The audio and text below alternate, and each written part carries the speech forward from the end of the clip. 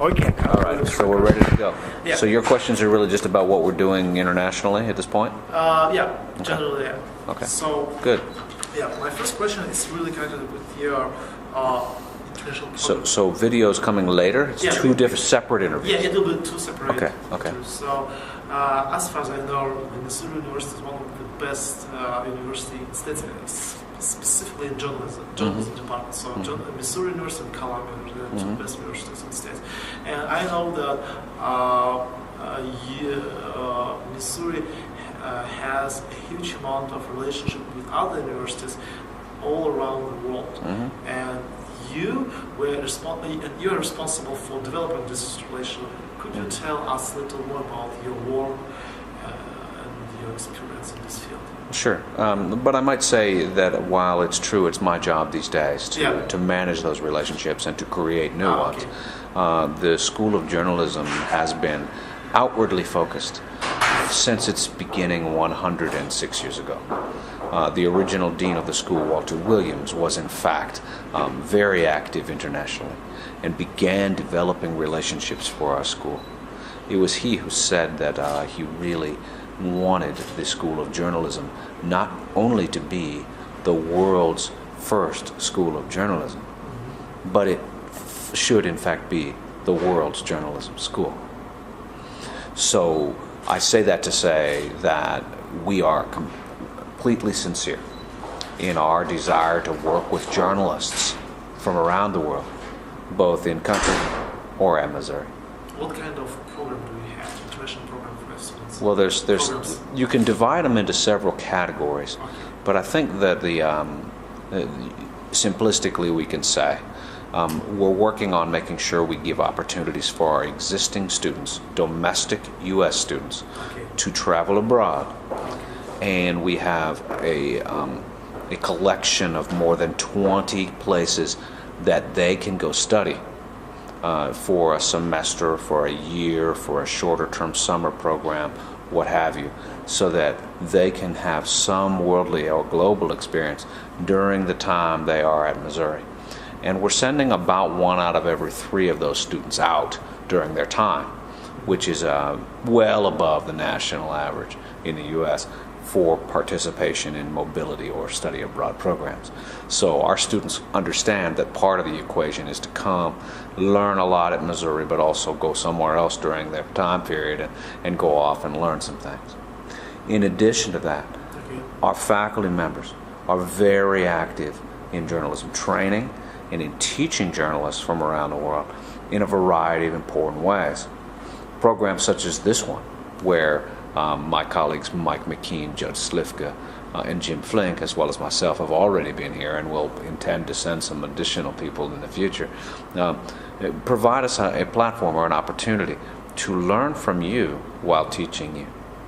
It gives us an opportunity to understand what's happening on the ground here, what obstacles are faced by journalists here, to impart some information about how we're trying to overcome our obstacles in conducting good journalism in the United States.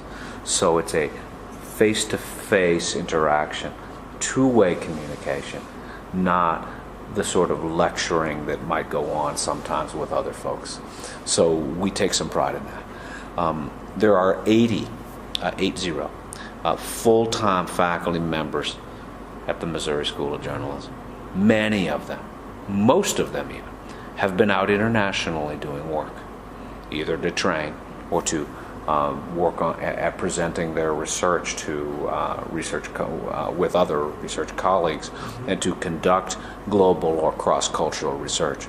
So we are working at all times to mix it up, if you will, with journalists, with academics, with people in the fields of strategic communication, with whomever we can work with in such a way that we are trying to bridge communication gaps. Interesting. And I know that in 2008 you sent 59 students from your university. It gets to help to cover the Olympic Games in Beijing. Yes. So could you tell us a little more about this? Yeah, I'd love to. It's one of the more interesting programs we've run over the years, so thanks for bringing that up. In fact, we the School of Journalism has been active in China all the way back to Walter Williams. Okay. So we have a lot of connections there. But our connection in this case was with the Olympic News Service. Now, there was some number of key players with the that were appointed to work with the Olympic News Service who were journalists we already knew. What they needed in Beijing in 2008 were volunteers to assist with the intranet surrounding any kind of an Olympic game. You know, there's events happening all over any city that hosts an Olympics, and it's no way that a reporter can go to all of the games. Right. So what you have to have is people out at all the games who then submit their stories to the intranet, so that if you are out, say, watching any one sport, let's say tennis, then you can then cover you can then get all that information from the people that interviewed the athletes out at the archery or whatever other sport that we're talking about.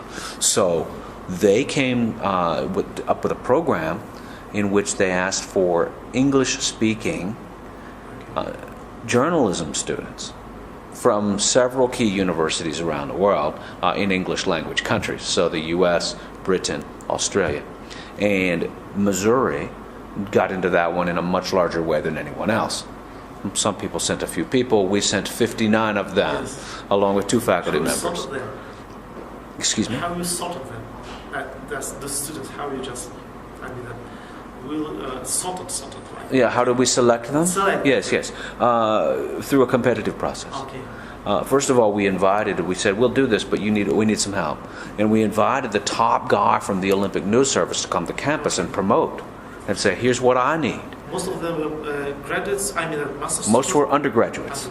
They were young people, time of their life. So they had the opportunity to go to Beijing and to cover these events. Sweet. Yes, it was fantastic for everybody.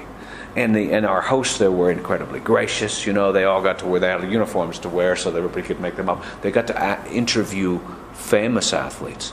And in fact, they even got tickets to see Bolt run the 100 meter. Where he set the world record. My students were all at that event. They weren't working that day. So I always joke that it was the greatest 9 seconds of their life. So what they did, they just helped to get something. They worked very hard. They went to the events. Okay. Then when there would be a room not unlike this one and a press conference happening, then they would ask the questions. And they would write up the English language articles about what had happened there. And who managed all of your students? I sent 2 faculty members with them. Okay. And those 2 faculty members served as line editors, so that this copy was in clean shape for all of the journalists from around the world, the huge press corps that covers an Olympics. So that was a program. Now, I should mention that these sorts of things, you know, Jim Flink upstairs was talking about how the relationships matter. Well, you know, from that, the person who runs the China Open tennis tournament took great note. And he invited us in 2009 to come back and have a student group cover the China Open, which is one of the largest tennis events in the world. And each year since then, through this summer, so 9, 10, 11, 12, 13, 14, 6 consecutive years, we've sent a group of students to do similar work at the China Open. They get great access to the world's best tennis players, the Williams sisters, and the like.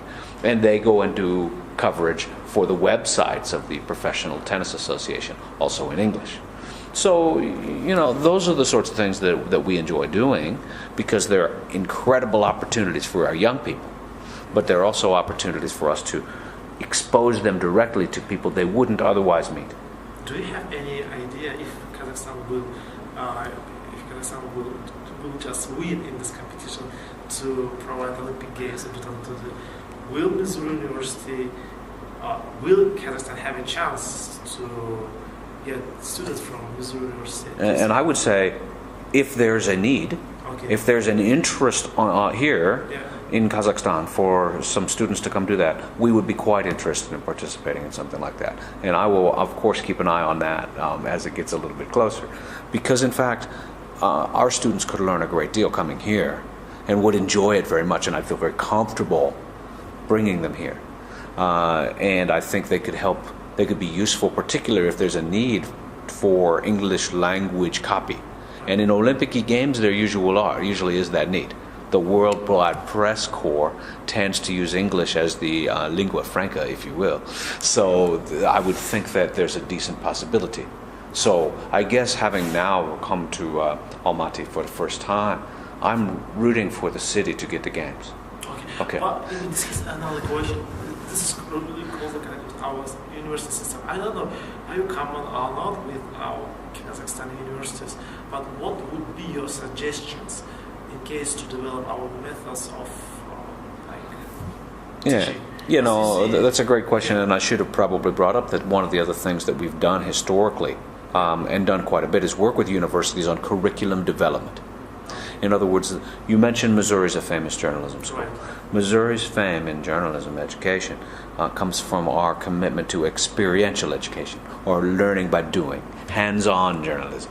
And that makes it a different system than what you see in many places in the world, where there's a more theoretical approach to what the role of journalism or mass communication is. Now, of course, when we're here, you were teaching a course in multimedia journalism, and you guys are working at that. And there's no way you can do multimedia journalism without putting some equipment in your hand and going out and working on it. Exactly. Well, that philosophy is what we are all about. So, generally, we can sometimes and are very willing to share that philosophy, or even talk about how you can do it on a broader scale, even a national scale. And so when asked, we're happy to participate in programs such as that as well. So touching experience, right? Excuse me. I mean, that have some touching experience. Yes, absolutely. We do that by, that's how we work. That is what it is all about. That is just what Missouri does. Even our study abroad programs that I was telling you about, many of those students are going off and doing internships in places like Brussels, places like London, places like Washington, D.C., places where there are large press corps and a need for young interns. Okay, so there's a lot we can do together. And my last question. Sure.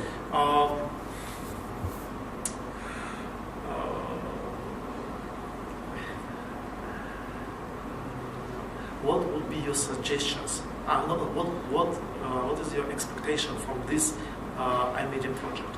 Oh, excellent. I'm happy to talk about that. Yes. Well, first of all, let me just compliment the work that has been done here, and both I want to make sure that I compliment the Open Society folks for the organization, the Press Club people for their important work in making this thing happen, and the selection process that was developed by all. Because those 19 people sitting upstairs right now are highly engaged. Yeah. They are completely motivated. And we have a great deal of hope for that. And, you know, there's some incentive for them to do some things that are built into this program. So we know that with the money they will have, there will be additional spin-offs from this. So that unlike some training sessions, some places, it won't be over on the last day. This is something that we know we can continue. We know we can follow up with the projects. We know we can put a format together that has presentations of those projects. We know that those projects will have output that will, in fact, influence not just the people that win those grants to do that work, but the people they interact with and the people they work with to make those projects happen. So this is a living, breathing organism. And so we feel very confident that it will continue for a while. And if we're fortunate enough to have some additional funding to continue the process, I think we can touch other journalists here in the country. And I think we should strive to do that. So when it comes to expectations, I have high expectations. I believe that the people who are leaving this particular program, now we're talking about, this is the end of session 2, we have 3 more to go. Time we get through this thing here, where we'll have talked a lot about entrepreneurship, we will have talked about multimedia journalism a couple of times, we'll have thrown in some design and some other elements in terms of principles, and by the time you put that all together, we think we will have made a difference for these 19, and we believe that that will spin off to their colleagues, their friends, future journalists, and so we're feeling quite confident. All right. That was really good. All right. Second.